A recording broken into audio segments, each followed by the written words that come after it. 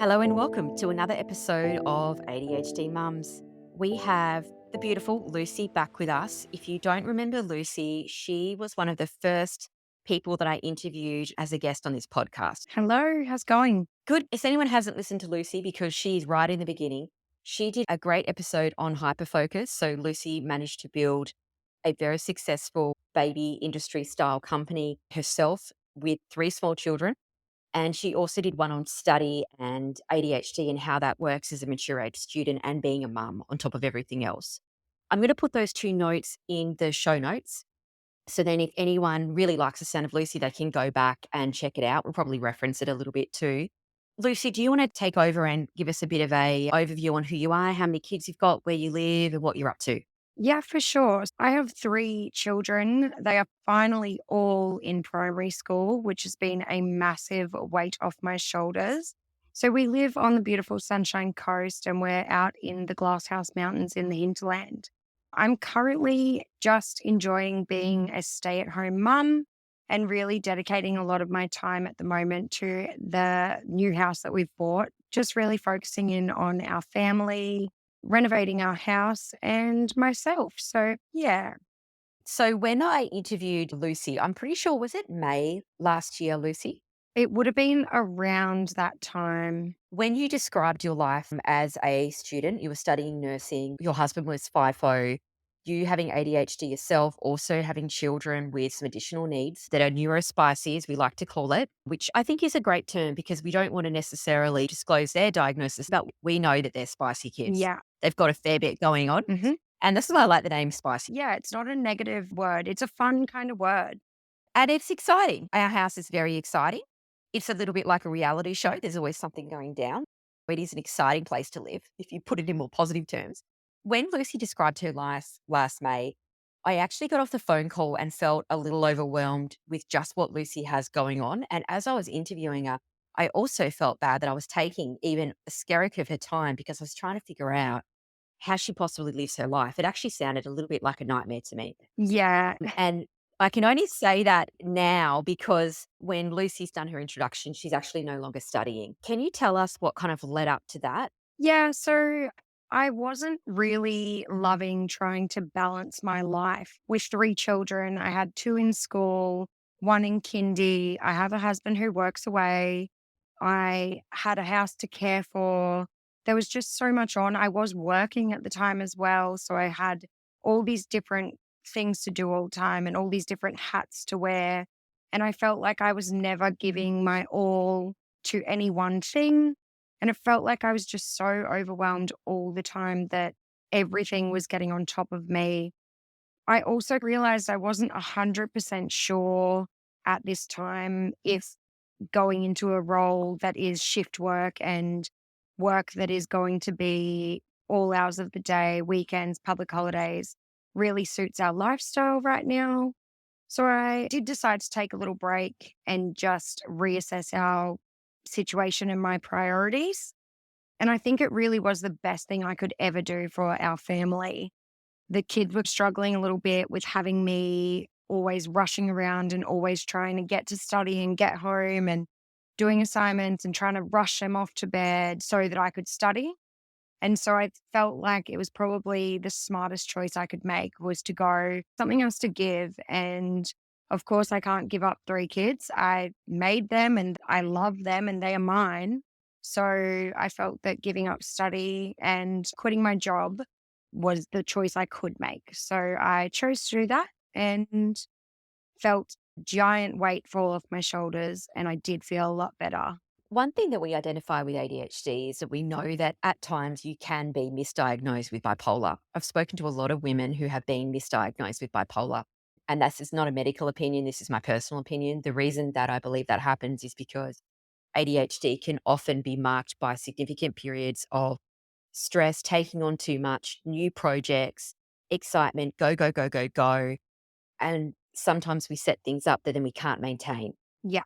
And I've noticed because I've spoken to you three times now, and also we have chatted a little bit online on the text. At times you seem like you're burnout and then you like reset, readjust, and then you'll take on something new. and then you'll be excited about it, but at some point that stops and then you drop down again energy wise. Yeah. Do you feel like you went through some burnout with the study? Yeah, absolutely. Like I was guns blazing going into it. I bought all the cute stationery. I bought the books. I bought a new bag, like everything. I was full into it and really hitting it hard. And I was all ready to go. And then it was like pretty much the first week of classes, I realized that I was already behind because I haven't studied for a while prior to that. And I didn't realize that by week one lesson, you actually need to have done the reading for week one. So really, it started the week before, and I just was already behind immediately. And it got on top of me very quickly.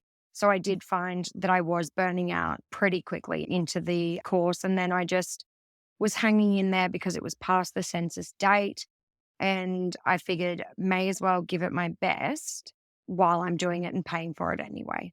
Absolutely. Because you're quite hyperactive in your brain. Mhm. The reason I mention it is because you and I are very similar, and I get very excited. And I don't mean this in a derogatory way at all because I've been a stay at home mum. I was a stay at home mum for how many years? 4.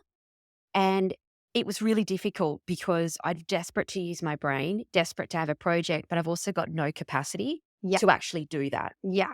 So then I would go through phases of trying to find something to do because I was so bored in my brain, but physically, mentally, everything else so exhausted.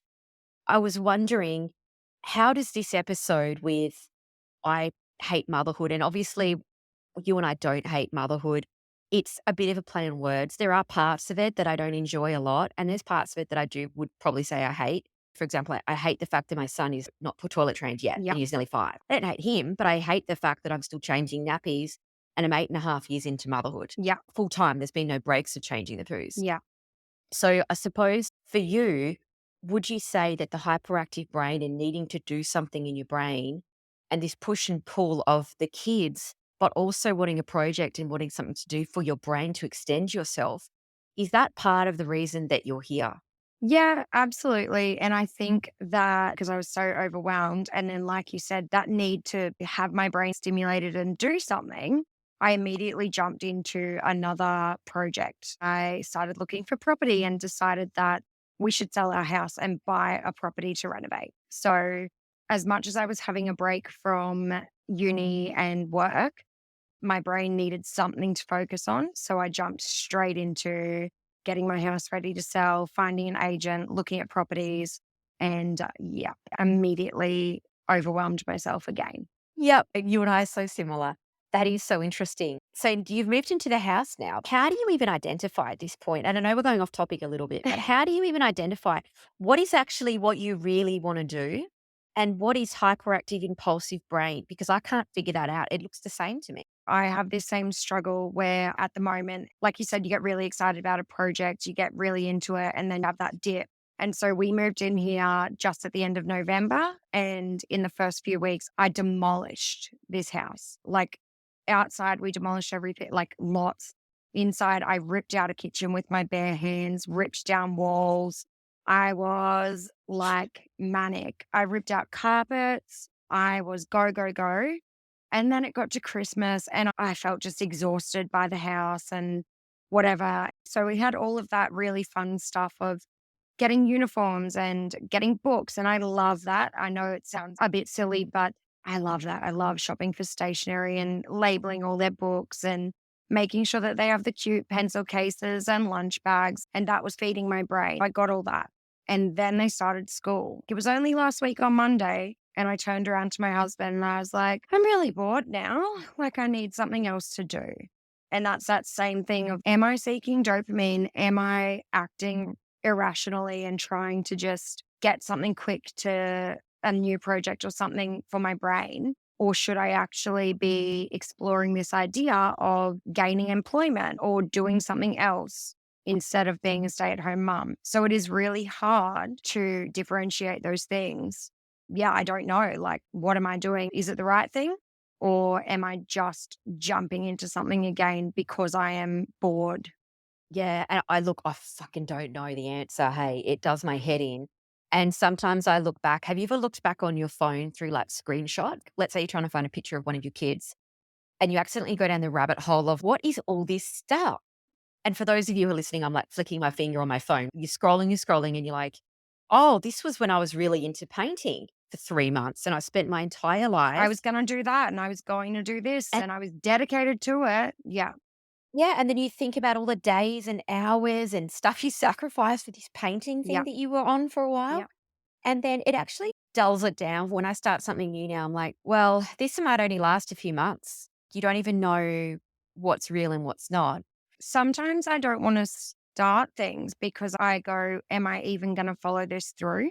So sometimes I do avoid starting things Exactly. because I'm unsure if I have the capacity or the will or the want to follow it through. So sometimes I won't start. Oh, absolutely. And look, my daughter's really into horses at the moment, and that's lovely. She's actually, I haven't even wanted to buy her the boots or a Yeah, helmet because I'm like, let's just wait and see how this yeah, goes because she's convinced me that she's into it. But I don't yeah, know if this is just a 2 month yeah, thing. And she's going to go one day and go, no, I don't want to go anymore. You've got a whole house full of this kind of impulsive, emotional decision making as well. yeah. Are you diagnosed and medicated at the moment? Yes. So I am diagnosed ADHD and I have the combined type, a little bit of both inattentive and hyperactive, which is so me. I'm a Gemini and I used to put it down to being a Gemini before I knew that I was ADHD. And it's very funny, like those two different sides of you. It just describes me perfectly. And yes, I am currently taking medication when I remember to take it. If it's not too late in the day, it's hard for me because I am on Vyvanse long acting medication. So I have to remember to take it early enough in the morning. Otherwise, I cannot take it. Okay. When we talk about motherhood, what parts of motherhood would you enjoy and what parts would you say are the worst parts? There are some parts of motherhood that I would throw in the bin if I could. And one of those would be getting my kids ready for school in the morning. It makes me mental to the point of just no return. I really struggle with it because all three of my children are neurospicy and so am I. And it doesn't matter the amount of charts, the amount of rewards, the amount of prompts. I hate getting kids ready for school in the morning. That would be an absolute chuck it in the bin, pay someone else to do it, hate it. But then there's parts of motherhood that I just love. We went to Gardeners Falls on Saturday because I was just a bit like, oh, we're feeling a bit flat. We've been stuck at home, don't really know what to do. And just being there and enjoying that time with my kids where I don't have to try and control them because it is such a wild environment. It's jumping off cliffs, and it's swimming and swinging off rope swings. And it's just being in nature and they all just had the best time. I had an amazing time because I didn't feel like I was having to control their behaviors at all. They were able to just have fun and be them and seeing them be able to express themselves. And my middle child's very hyperactive. So watching him jump off these cliffs and just enjoy himself, that was the best for me. Yeah, perfect. So let's take a step back because I think every mother on this podcast would be like, getting ready for school is the worst thing in the entire world. I cannot tell you, it's awful. It's It awful. is the And worst. it is the absolute worst. And if no one can follow Yeah. direction, my daughter takes so long to put her shoes on. But then at the same time, if I get upset with them, it takes them longer. Yeah. For example, we finally got one of them in the car, Billy, who's probably the second worst at getting ready. My daughter's definitely the hardest. And he got back out of the car and came back Yeah. in. And I understand why my hubby got frustrated with him. Yeah. And he said to him, can you please just get in the Yeah. car? That's all he said. Billy starts crying. Yeah. Daddy's being mean to me. Now he's in his room Yeah. crying. And I was like, Jez, can you go in there and sort him out? I was just overwhelmed too. And I was like, look, I didn't upset him. I think you should go and sort him out. You go fix it. I don't want to do Yeah. it. So then I can hear him in there and then I could hear him because he's still Yeah. frustrated. Just saying to him, mate, I just need you to get in the car. And he's just saying the same thing. And Billy's going, no, no. And I can hear him escalating. I'm like, oh my God, I'm going to get involved Yeah. again. So then I have to beg him and distract him and convince him to get into the car because anything that involves me raising my voice or threatening or anything like that takes longer. So It's just like in a rage that you have to push down because if I say anything, it's going to make it worse. Yeah. And How does it play out for you? Is it similar or it's probably worse in a way because I've been really open and honest with everyone about I struggle with emotional regulation myself. So I know that I get really frustrated and that I will raise my voice and I don't have a second person here. So I'm often trying to get the kids ready, get one of them breakfast, do this, do that. I've still got Delilah's only in prep now. And if she goes to the toilet, she's still screaming at me down the hallway to come and check that she's wiped her bum properly. And it's that being torn between all of the different tasks while still needing to shower myself and get myself presentable because I need to walk my kids in to school because Delilah's in prep. So it's that struggle of all the people needing you and you've got things to do yourself.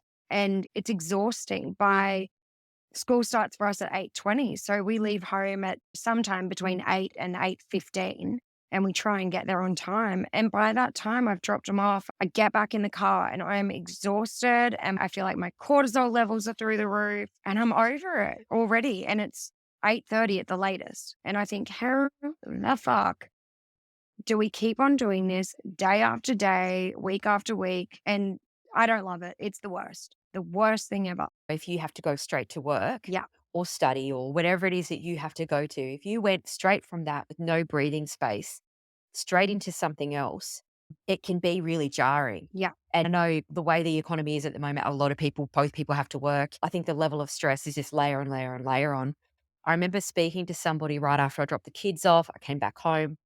Someone called me from work and he said something very small to me and I just flew off the handle, Yeah. not at him, but about what he said. And I just blew up, like totally overreacted. And he's, whoa, it's not even 9 a.m. And by the time you work, that's the downtime Yeah.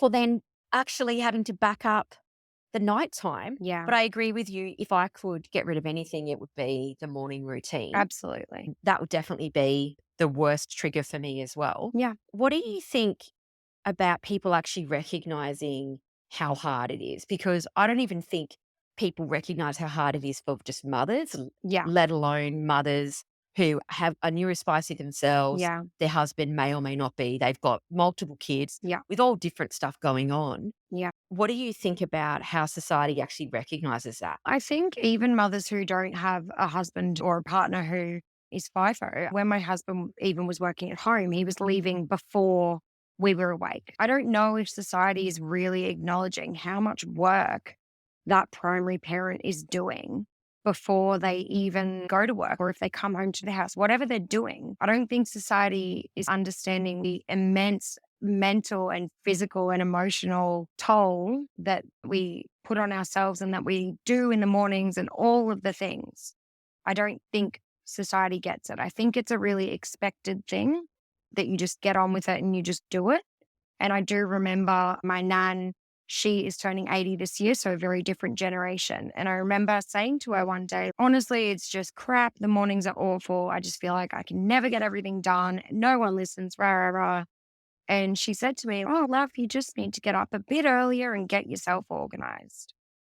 And I remember thinking, if I get up any Whoa. earlier, I may as well not go to bed.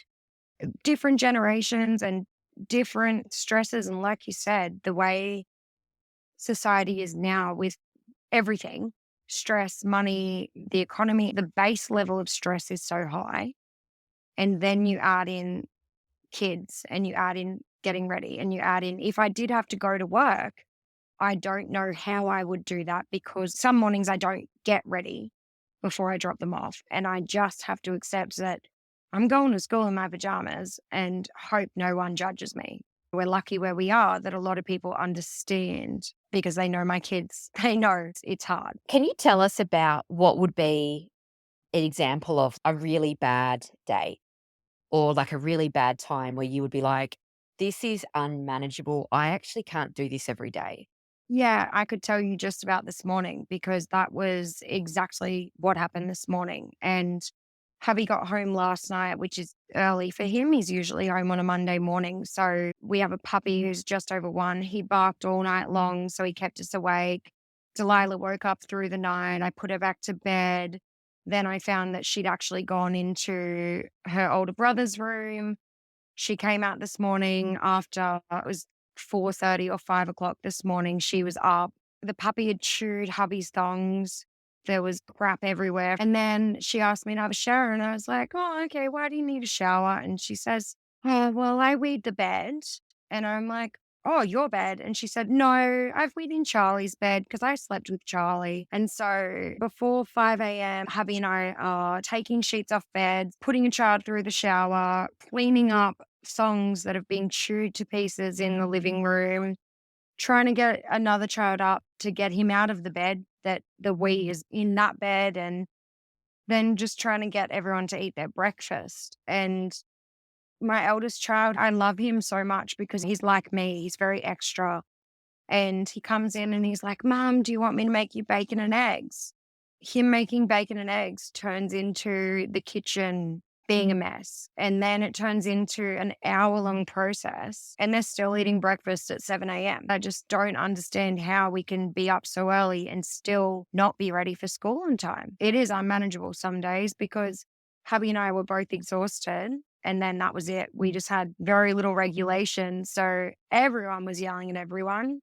And by the time we all went to school, I think with added humidity and temperature, we were just like, thank fuck everyone's going to school today because we were done. Yeah, that sounds like a typical morning to me too. I think the mornings are definitely the worst, trying to figure out what one of my kids wants to have in their lunchbox and then just hearing no.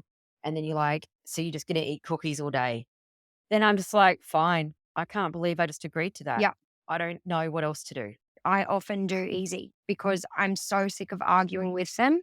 I'm glad our school is not strict on what we pack in our lunch boxes. Obviously, I don't go ridiculous. I just let my kids eat what they're going to eat. I add veggies, I add fruit, whatever. But I'm sick of arguing over everything. So that's the one thing I'm going to let go today. If they want cookies and a chocolate muffin, go for it. I'm not arguing. I'm done. Absolutely. What percentage of motherhood would you enjoy? If you could just say standard week or day, what would be your average? I definitely think that it varies. And I also have PMDD related to my cycles. So I often can get quite down for 2 weeks of the month. So I think it's probably about 50-50 for me.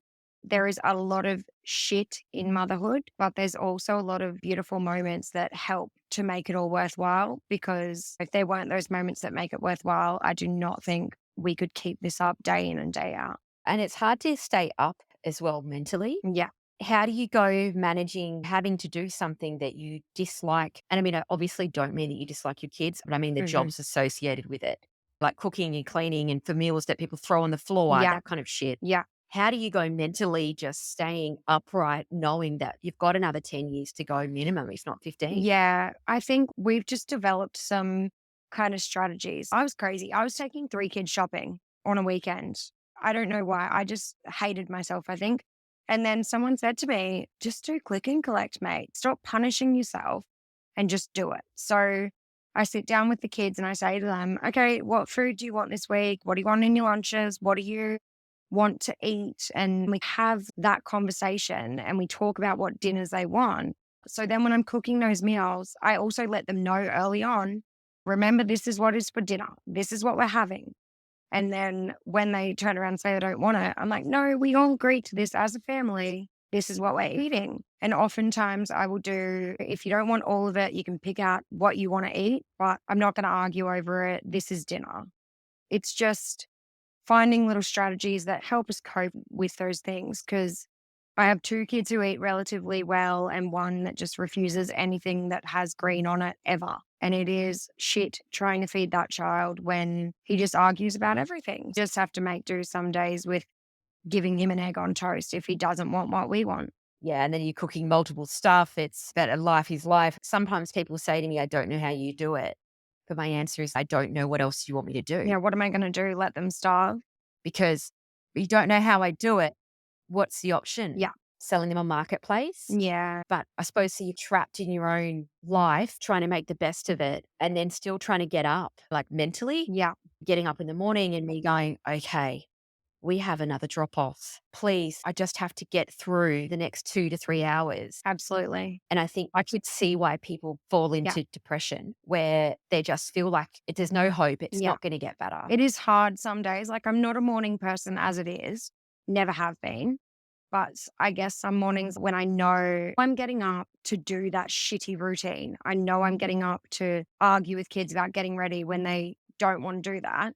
It's obviously not an exciting thing to get up to. And I have to push myself to get up and show up for them because no one else is here to do it. So I have to do it. I have to get up and I have to be positive and try to give them a good morning so that they have a good start to their day. Because just like we don't like starting our day like that, it doesn't set them up for a good day either if it starts with yelling and fighting and arguing. So I do try every single day to get up and be positive for them, but sometimes it just goes to shit real quick.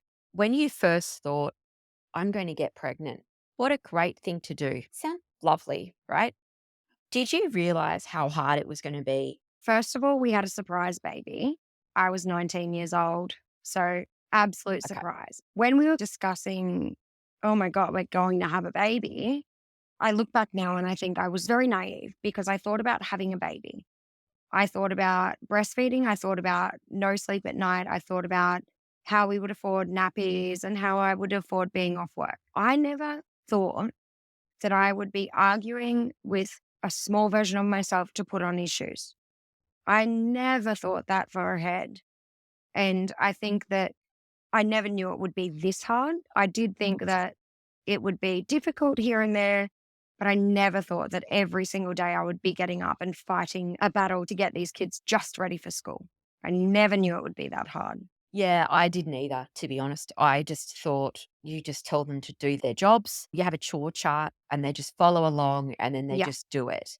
That has been really jarring too, because it's not what I expected. And I think if we just go there with social media, I think those images are still being portrayed, in my opinion. I think the happy pictures of the mums with the long flowing hair and the beautiful dresses and they're like straw hats and their baby that's just looking at them smiling are still the images that we're seeing. Yeah. Of the representation of motherhood. And I don't think Yeah. there's enough out there. I always reference Beyond the Likes with Amy Gerard. Love her. I think she was one of Yeah. the first women who really did it. Back in 2018, Yeah. 17, she was in there early. And that's just pure, raw, genuine authenticity for me. That's what I see from Amy.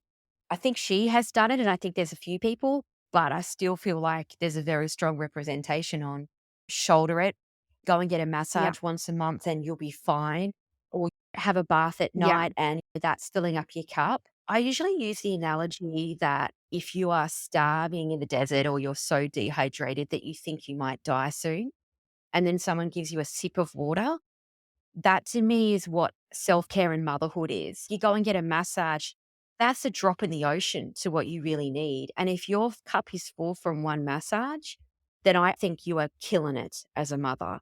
Because there's not many mothers I know that go for 1 hour and maybe have a coffee and then they come back rejuvenated. When that happens for me, it actually fucks with my head. And I just think that break has given me a small semblance of myself. And I need more of that. It's not enough. It's not enough. I almost would prefer to have not done it than to have a taste of what I know I can't have very often. Yeah, absolutely. And even trying to organize that. Like, I needed to get my eyebrows waxed on the school holidays, and I organized with my cousin, who also has three small children, to watch my kids for me so I could go and get my eyebrows waxed. And I'm talking 15 minutes.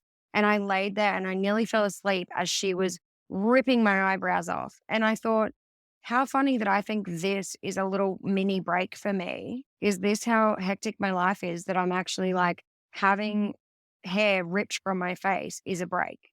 Yeah, because you can't do that. I love seeing other people's kids just wait nicely while they get Yeah, their nails done or something. no way. I'm like, how are you doing that? Did you drug them beforehand? Like, how are they waiting for you? Yeah, no It's way. just foreign to me. Yeah, But I still think that the way that people view motherhood is still like very much suck it up, ladies. yeah, And then as mothers, we have to be almost careful with who we communicate with because comment like yours, the mornings are the worst. I can't stand it. It's so hard. You just don't know who you're saying that to and then what they might say to you, which then might really affect you because it's all well and good to vent with other ladies who are the same, but you've got to be careful. Yeah, I'm so fortunate. I have some of the best people in my life who are really supportive. They know that it's hard. And they've said to me, like, I don't know how you do it. You are so amazing for showing up every day. And when I say, I hate mornings, I can't do this another freaking day, they're like, you're just doing so well. Like the fact that all your kids get to school, everyone's dressed, everyone's got lunch, everyone's got home baked snacks, and you're there and you're doing it. That's great. And so I'm really lucky that I have that support that I can go, fuck, I hate this. I'm so sick of it. I want to throw my kids in the bin. I want to throw school mornings in the bin. I want to throw life in the bin right now. And they give me a hug. They say it's okay. And they don't judge me for hating that because they know how much I deeply love my children. I do everything for them always. I love nothing else in this world. They know that I'm just being honest and saying this shit is hard, and getting it off my chest and saying it makes it better. And then I can take a deep breath and get on with it. Like I'm very fortunate I have that support and those people who will never judge me for saying that. Yeah, that's great. And I think you've got to have friends like that. And if you don't, maybe create the friendships online. Yeah. If you don't know people like that in your physical day to day life, that doesn't mean you can't have anybody. And my Facebook group's really good. Yeah. Grab on there. There's always ladies that want to have a chat. Try to connect with people online that you know are like minded if you just don't know who to approach in the schoolyard. Yeah. So we've listed the mornings. What would be your second, this is really hard? I'm not enjoying this aspect. I think grocery shopping or just needing to pop into the shop to get something or even just leaving the house to go somewhere. It's basically that same thing again of trying to round up my circus and get everyone to do the things we need to do without it being mayhem. So Yeah. you're saying like transitioning from one activity to another. So, okay, we're at the pool, we need to leave, we need to go home, and then getting them out of the car. At my house, there's 15 minutes of crying and screaming Mhm. and fighting. Yeah. Who's going to open the front door? Who's going to put the TV on? Is the aircon on? Now I need snacks. Oh, I dropped that. It broke. Yeah. He touched this first. I wanted to sit there. Yeah. It's pretty much transitioning anywhere. Going somewhere or coming back is hardest. I would say also being in the car because I get emotionally dysregulated and I get sensory overloaded. If we're in the car, we have a 7-seater and my middle child, who is, I think, our hyperactive, bit of an instigator between the other siblings. He is in the boot in the seventh seat. And if he is trying to talk to me in the front and he's yelling over the other kids, and then I'm trying to focus on driving, which I find the most shit boring activity. So for me, I have to really focus to drive. So being in the car, sensory overload, radio on, kids yelling and screaming, someone asking me questions, and I just want everyone to be quiet so I can focus on driving. I would say that's probably second to school mornings. So having to drive somewhere that is more than, say, 5 minutes around the corner, it's not a good time for us. Oh, I think you and I are so similar. There must be other people that are listening to this too. My hubby is so beautiful. He loves everybody being together and he's always really optimistic about what that will be like. And I've been saying to him for Yeah. years, we can all go together and have a shit time, or we can separate and actually have Yeah. somewhat of a good time or a half decent time. And it's been Hmm. difficult. He's starting to Yeah. get there slowly now. But I insist on driving separately pretty much everywhere. Even with the price Yeah. of petrol, it's just insane otherwise. There always seems to be Yeah. fighting, and I don't have 3 across the back. I've got a 7-seater too, and we put 1 in the boot. We have a similar issue with one of them wanting to talk to me, yelling over the top, music playing. I don't like that. Or then someone's listening to it, someone else talks, they want it from the beginning, on and on and on. And one of my kids wants to listen to one song, and I say to them, I can't, I'm driving. I can't get on my phone and go onto Spotify and change the song right now. I am driving. It's illegal to touch your phone. And then they're just yelling at me because they don't like this song and they don't want that song. And he's looking at me and she's touching me and that's my snack. And it drives you mental. And by the time we get wherever we're going, whether it was to an appointment, to the shops, or to a birthday party, or even the park, something fun for them, I just feel like I just want to get back in the car and drive home because I'm so cranky and I'm so dysregulated and Yeah, overloaded. and it's a short period too because, like, my hubby still goes to the gym quite a lot, and it's really beneficial for him mentally. He comes back a better person. It's one of those trade-off kind of battles that you have long term. But if he goes to the gym for an hour or an hour and a half, for him, the time's really quick and he's rushed. Like, he hasn't necessarily wanted to do what he wanted to do. He didn't do his warm down. Like, in his mind, his perspective is that he's rushed. And for me to try and Yeah. minimize impact, my perspective is that I'm 100 years old at this point. Like, it doesn't feel like 90 minutes, and it's not always Yeah. like that. But depending on how it's gone, it can be.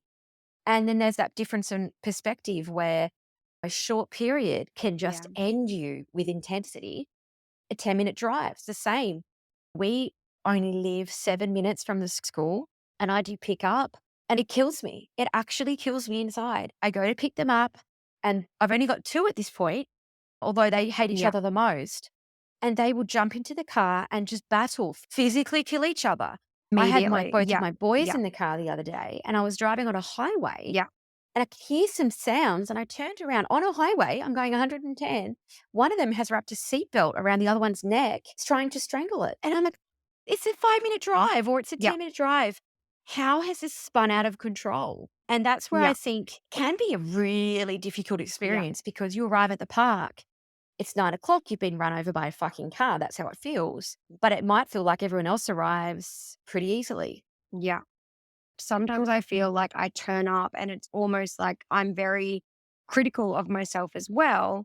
And I feel like everyone's looking at me like, oh, the circus is here. Because usually we roll up. I've got my child who is in the boot seat banging on the window to open the boot. Hurry up, mom. And I'm barely out of my car seat, getting the others out of theirs, getting organized, whatever. I feel like I'm yelling at them, get off the road, get on the grass, come grab your water bottle. Where's your heart? And by the time we actually walk over to the park, I feel like we're a walking circus, that everybody is looking at us because we're so loud and we come in force almost. And sometimes it's really embarrassing, but I've just had to be a bit like, you know what? I'm sick of thinking that everyone else is judging me when really probably no one gives a shit what we're doing because they're too busy with their own kids and dealing with their own problems.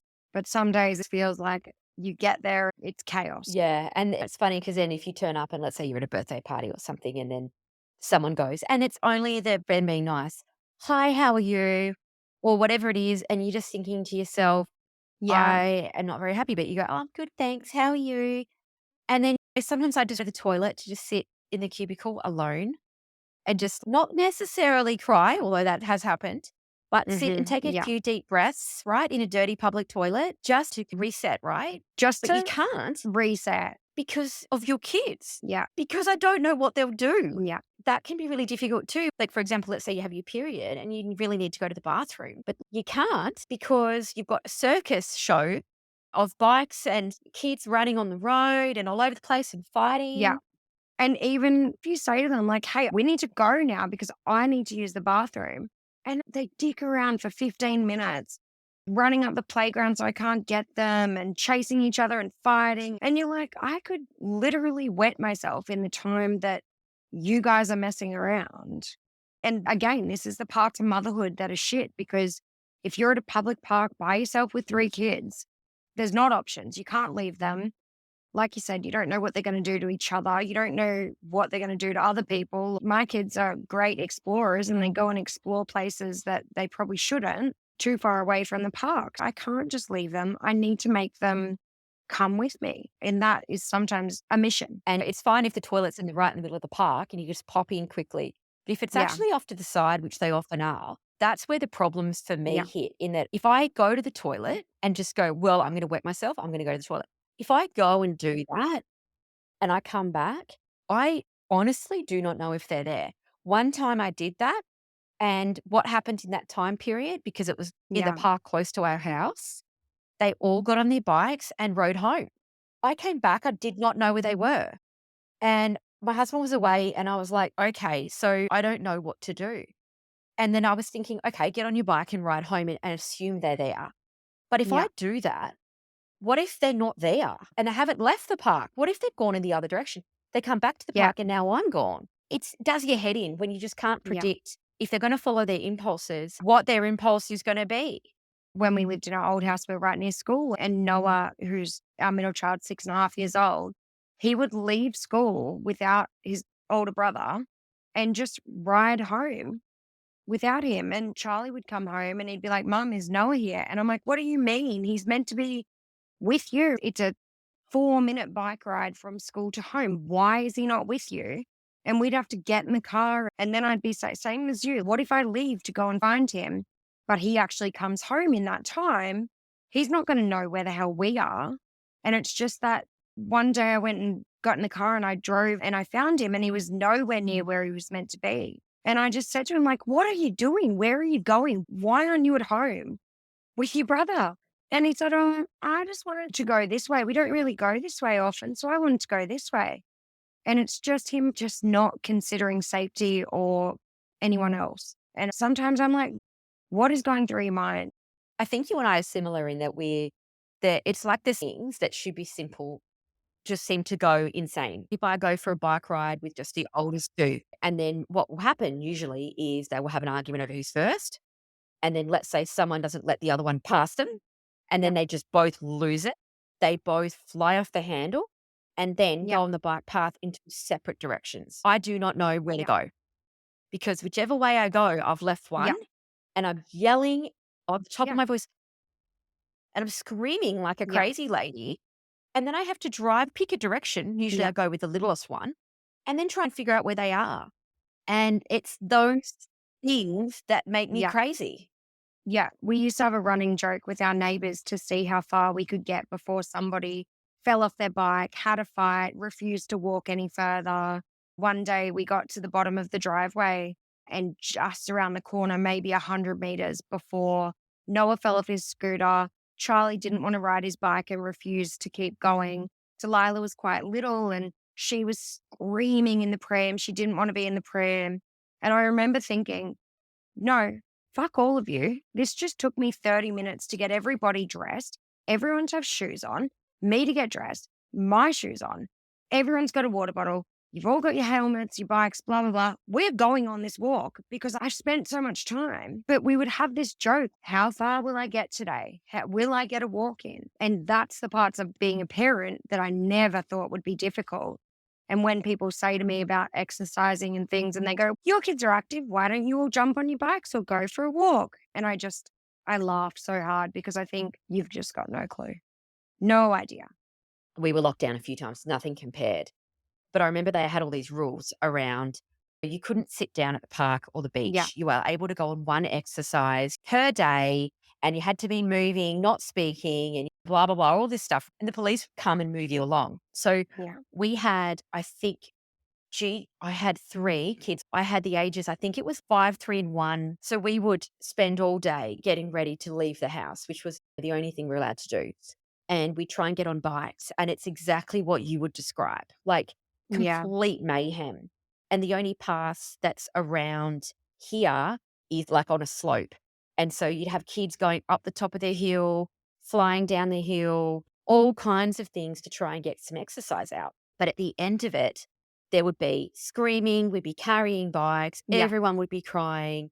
And I just want to sit at the beach for just 10 minutes just to let them have a bucket and spade because we can't keep moving Yeah. because And the enjoy kids that. won't move. They Yeah. just stand there and cry or whatever it is. And I would just watch other Yeah. families on bikes looking like they're enjoying themselves. And I'd be like, what is wrong with us? Why can't we do this thing? Sometimes I would get really jealous of families who were able to go on these lovely walks or bike rides and things. And I would look at them and think, how do you people do this? What is the magic trick that makes your children want to go on the bike ride, stay on their bikes the whole time, go on the path that you want to go on, follow you, whatever? Because if I could learn that trick and help my kids, maybe we could do some exercise all together as well. Maybe that's what we could do. But we could never Yeah, do. it's funny though, because you put this stuff on yourself. If I was more organized, if I communicated better, if I did this better, if Mhm. I took water, if I had have Yeah. done this. But actually, that's not true because if you've got kids that follow impulses, Yeah. that have got not the best emotional regulation, let's say, then really it's a recipe for disaster. And often Yeah. then I'm hanging on anxiety because I'm thinking at any point these kids are going to Yeah. split, they're going to go down different bike paths, and I'm probably going to lose one. Then you're adding to the stress.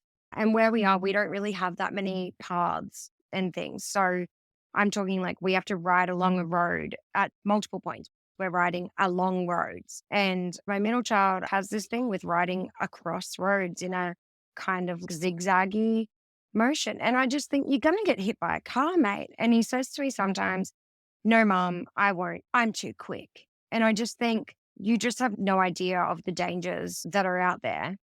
And like you said, the anxiety of it all, it's awful. Trying to go for a walk for my mental health and physical health becomes worse for my mental health. And I'm not really exercising anyway because I'm so busy reining in kids. So it's not really all that great a time. So we know that ADHD kids are developmentally 30% behind a neurotypical kid. This is confronting if you haven't heard this Mhm. before, but we know that they're probably going to live with this for a little bit longer.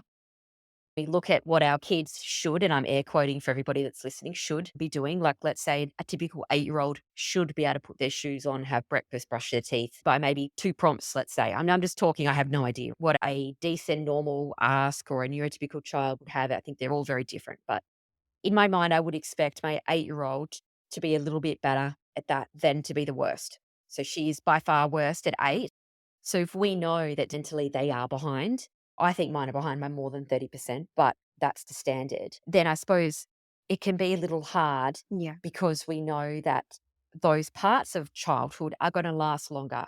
The physically hard parts where you have to prompt, get them dressed. My shirt's inside out. They still can't figure out how to put that back outside. How do you keep yourself motivated? Is there anything that you do to try and keep the kids happy or yourself? Or you got any tips for anyone listening?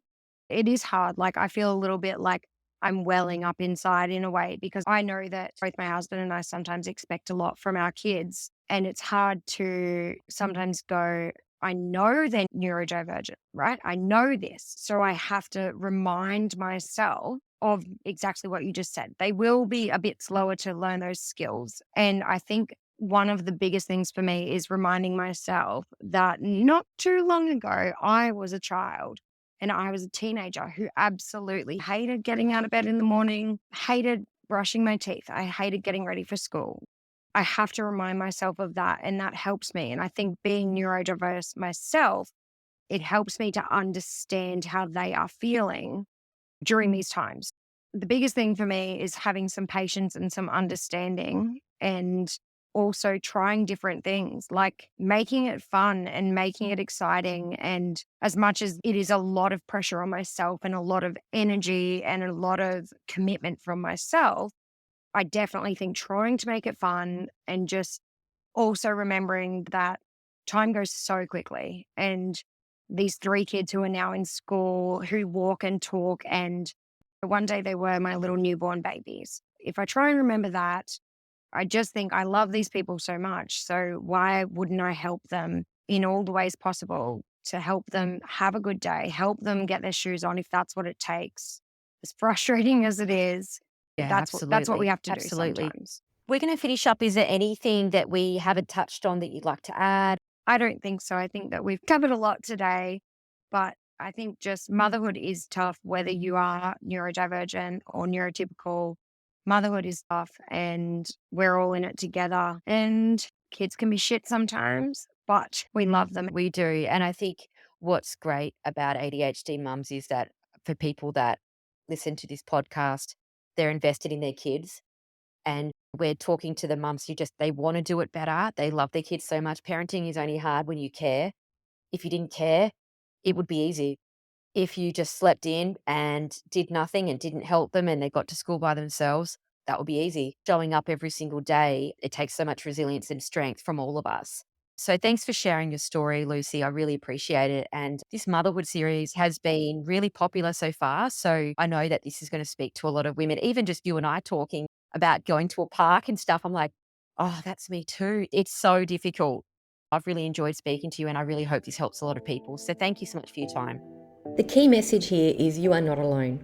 Thank you for listening. Jump over and join the Facebook community.